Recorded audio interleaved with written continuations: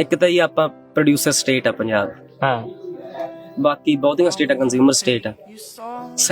एक आप self dependent agriculture करके हैं, एक सर भाई के दो फंडे बिल्कुल हिले हुए हैं। पहली बात, पंजाब सिर्फ प्रोड्यूसिंग स्टेट है, वो नहीं है, वो एक कंज्यूमर स्टेट भी है। सेकेंडली, आप जब भी एग्रीकल्चर पर डिपेंड होते हो ज़्यादा, तो उसको आप ये नहीं कहते हो कि वो हम फार्म इंडिपेंडेंट है, वो आप फार्म डिपेंडेंट हो। उसको कहते हैं एग्रेरियन ट्रैप, और इकोनॉमिक्स टर्म में कहते हैं डच डिजीज़ होना।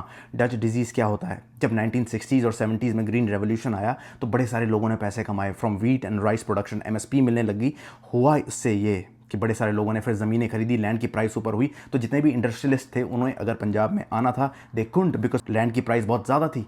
एंड जब आपकी लैंड की प्राइस ज़्यादा होती है, दे फाइंड एन ऑल्टरनेटिव। उन्होंने ऑल्टरनेटिव कहाँ ढूंढे? उन्होंने ढूंढे गुजरात में, महाराष्ट्र में। और यही एग्रेरियन ट्रैप तमिलनाडु में भी था। आज से 70 साल पहले जो उनके चीफ मिनिस्टर थे कामराज, उन्होंने दिमाग लगाया भी अगर हम सिर्फ एग्रीकल्चर के बेसिस पर रहेंगे, we will fall in a trap, वो एग्रेरियन ट्रैप में फंस जाएंगे। हुआ क्या? क्योंकि 40% जो जीडीपी आती थी स्टेट की वो एग्रीकल्चर से आती थी, और 70% वर्क फोर्स अगर उनकी थी वो एग्रीकल्चर में काम करती थी। सबसे पहले उन्होंने अपनी एग्रीकल्चर इंडस्ट्री में काम किया, अपनी फार्म प्रोडक्टिविटी बढ़ाई बाय रूरल इलेक्ट्रिफिकेशन या डैम बना के, वो फिर कभी डिस्कस करूंगा।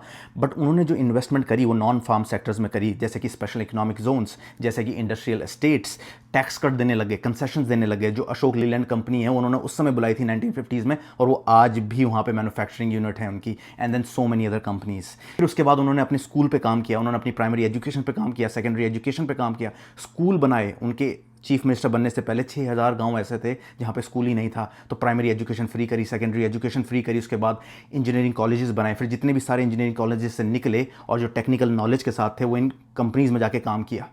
और ये पंजाब में ऐसा क्यों है? इसके दो रीजंस हैं। एक है स्ट्रक्चरल इकोनॉमी, आपने अपनी इकोनॉमी स्ट्रक्चर इस तरीके से कर रखी हो, फिर कभी डीप में समझाऊंगा। पर दूसरा है कम्युनिटी पॉलिटिक्स। देखना पड़ेगा पंजाब में सबसे ज़्यादा एग्रीकल्चर लैंड अगर किसी के पास है तो वो जट से कम्युनिटी के पास है। ग्रीन रेवोल्यूशन के बाद आपके प्रॉफिट्स हुए, प्रॉफिट्स के बाद आपने लैंड खरीदी, तो वो जो लैंड आपने खरीदी उसको आपने यूज़ करा एज एन इकोनॉमिक पावर और पॉलिटिकल बार्गेन की तरह।